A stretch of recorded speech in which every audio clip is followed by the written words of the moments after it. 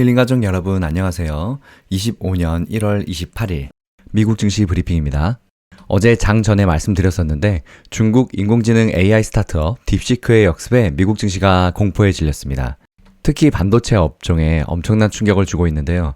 챗GPT와 비교할 만큼 뛰어난 성능에 개발 비용도 저렴하다는 발표 때문입니다.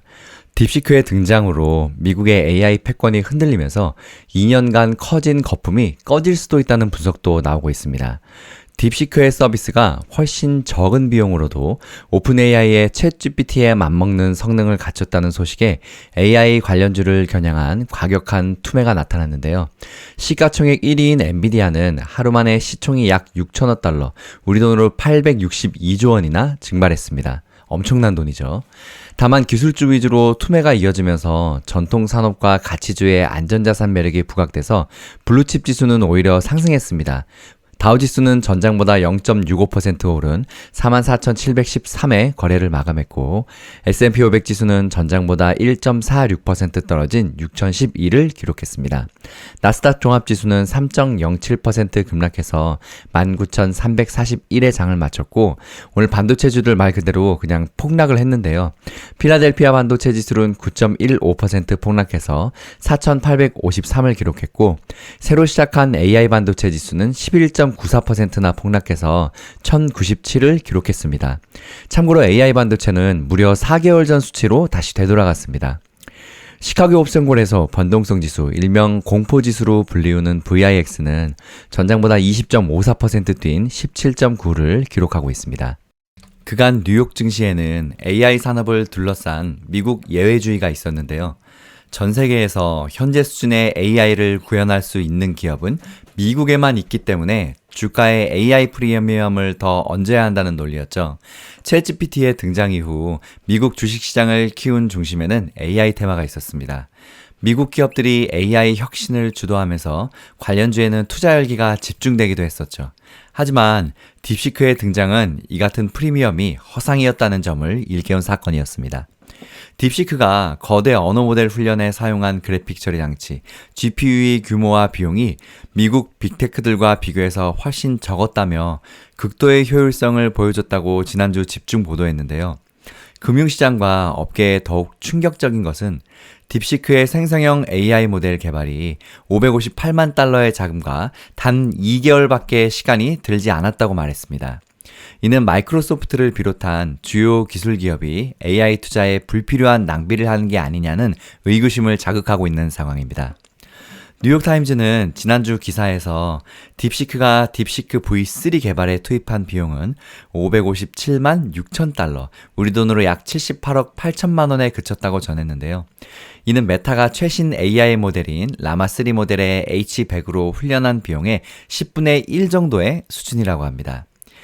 이들이 갖고 있는 H800은 미국의 고성능 반도체 수출 규제로 엔비디아가 H100의 사양을 대폭 낮춰서 출시한 제품입니다. 한마디로 딥시크는 저성능 저예산으로 챗GPT와 맞먹는 성능을 냈다는 것입니다.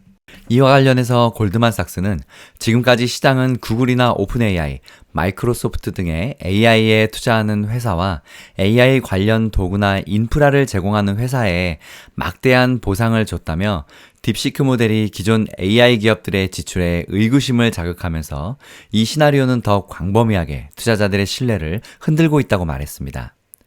조시 브라운 리츠홀트 웰스 매니지먼트 최고 경영자는 오늘 시장에서는 사람들이 GPU 판매 시장 규모가 얼마나 될지 기대치를 합리적으로 재조정한 것이 매도세에 반영됐다고 본다고 이야기했습니다.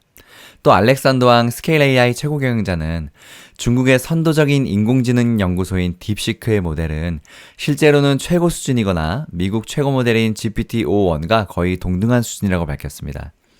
AI 시장에서 미국 빅테크 지위가 흔들리는 게 아니냐는 우려가 확산하고 있는 가운데 미국의 공급 제한이 오히려 중국의 저비용 AI 모델 개발을 자극했다는 분석도 나오고 있습니다. 시장의 신뢰가 이렇게 흔들리면서 오늘 AI 관련주는 요동을 쳤습니다. 오늘 필라델피아 반도체 지수는 9.15%나 폭락을 했는데요. 작년 9월 3일 7.75% 급락한 이후 최대의 낙폭입니다. 필라델피아 지수가 마지막으로 9% 이상 폭락했던 시점은 무려 2020년 3월 18일 코로나 때가 한창이었던 시절만큼 강력하다는 의미입니다. 오늘 전 세계 시총 1위 기업이었던 엔비디아의 주가가 17%나 폭락해서 하루 만에 시총이 5,900억 달러, 우리 돈으로 약 863조 원이나 급락하면서 시총 3위 자리로 내려앉았고, 이날 하루 시총 감소분이 미국 증시 역사상 최대의 금액입니다. 그리고 시총 2위였던 애플이 다시 1위로 올라섰는데요. 애플은 오늘 많이 올랐습니다. 3.18% 오른 229.86달러를 기록해서 다시 시총 1위에 등극했고, 마이크로소프트는 2.14% 하락했습니다. 시총 4위인 아마존은 0.24% 올랐고, 구글도 오늘 많이 떨어졌는데요. 4.2% 하락을 기록했습니다. 메타는 1.91% 올랐고, 테슬라는 2.32% 하락 마감했습니다. 오늘 반도체들의 충격은 정말 엄청났는데요. 시총 8위였던 TSMC도 13.3%나 폭락해서 1조 달러가 깨졌습니다. 또 다른 AI 산업의 수혜주 브로드컴도 17.4%나 폭락하며 역시 9위인 브로드컴도 1조 달러가 붕괴됐습니다. 그 밖에 마블 테크놀로지도 19.1%나 폭락했고, 마이크론 테크놀로지는 11.71% 급락했습니다. 오라클도 오늘 14%나 폭락했고, ASML은 5.75% 하락, ARM도 10.19% 하락률을 기록했습니다. 다만 모든 기술주가 투매에 휩쓸린 것은 아닌데요. AI 산업에서 상대적으로 뒤처졌던 애플은 관련 위험 노출이 적다는 점이 부각되며 오히려 오늘 상승했습니다.